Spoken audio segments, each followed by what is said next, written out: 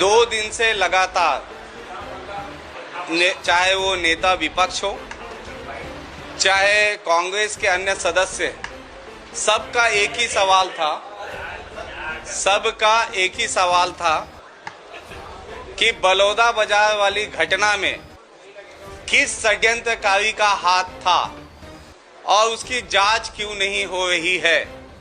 और आज भी अनुपूरक बजट में बोलते बोलते उमेश पटेल जी, माननीय सदस्य कांग्रेस के, उन्होंने कहा कि कांग्रेस में षड्यंत्रकारी का पर्दाफाश होना चाहिए और ऐसे लोग, चाहे वो कोई भी राजनीतिक दल के क्यों ना हो, जो लोग वहां पे उपस्थित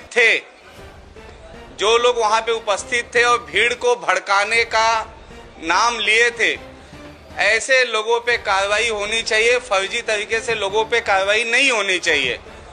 इस पर माननीय सदस्य अजय चंद्राकर जी ने कहा कि सदन में एक व्यक्ति ऐसा भी था जो भीड़ में वहां पर लोगों को भड़काने का काम कर रहे थे।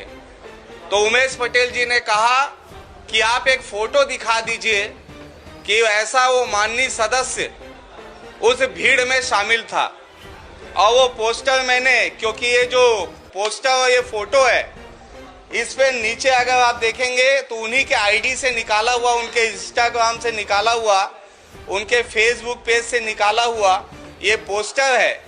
उस पूरे भीड़ को भड़काने का काम और उसमें समाज के लोगों के रूप में एनएसवाई और युवक कांग्रेस के लोगों ने भड़काने का काम किया है और उसके लिए लगातार पुलिस इसकी जांच भी कर रही है। क्योंकि उमेश पटेल जी ने कहा एक फोटो दिखा दो हम मान जाएंगे, तो इसलिए मुझे सदन में ये फोटो को लहराना पड़ा। जबकि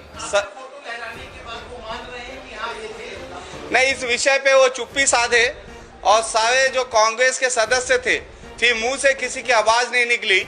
और पूर्व मुख्यमंत्री भूपेश बघेल जी ने खड़े होकर अवश्य कहा कि विकेश सेन जी जो सदन में पोस्टर लहरा रहे हैं वो गलत है, इनको नहीं दिखाना चाहिए, ये आपत्तिजनक है।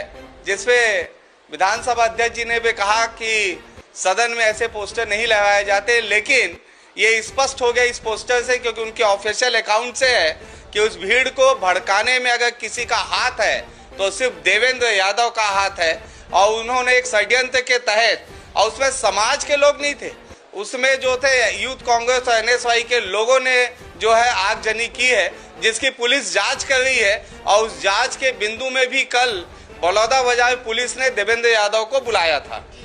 धन्यवाद। 2 दिन से लगातार चाहे वो नेता विपक्ष हो, चाहे कांग्रेस के अन्य सदस्य, सबका एक ही सवाल था कि बलौदा बाजार वाली घटना में किस षड्यंत्रकारी का हाथ था और उसकी जांच क्यों नहीं हो रही है। और आज भी अनुपूरक बजट में बोलते बोलते उमेश पटेल जी, माननीय सदस्य कांग्रेस के, उन्होंने कहा कि कांग्रेस में षड्यंत्रकारी का पर्दाफाश होना चाहिए और ऐसे लोग, चाहे वो कोई भी राजनीतिक दल के क्यों ना हो, जो लोग वहां पे उपस्थित थे,